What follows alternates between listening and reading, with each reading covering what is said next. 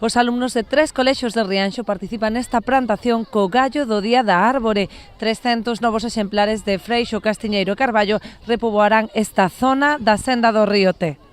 Alumnos dos colexios Castelao, Brea Segade e Ana María Dieguez de Rianxo participaron nesta xornada en contacto coa natureza, na que tiveron ocasión de contribuir á recuperación do bosque autóctono na contorna do río Té. Actividade que nos pensamos que é bonito, sobre todo neste país onde agora, por desgracia, o noso bosque autóctono parece que desaparece, entonces pois nós queremos contribuir e queremos que efectivamente desde os rapaces empecen a volver a plantar esas especies autóctonas que tiñamos no noso país e contribuir a que eles pois sepan que aquí había outras especies e pode haber outras especies con gran valor tanto productivo como paisaxístico. Os pequenos aplicáronse a fondo para deixar ben plantado cada exemplar, un traballo no que moitos xa contaban con experiencia.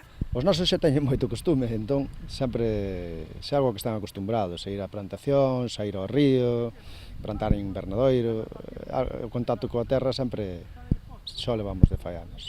Eu xa sabía. Plantamos un castiñeiro,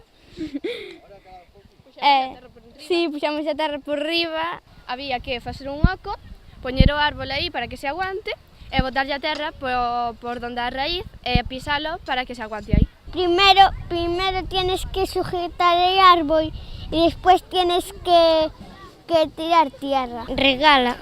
O remate da actividade, os nenos recibiron como agasallo unha bolsa de merenda elaborada polo Concello para a ocasión, co lema Carballos somos, carballos queremos.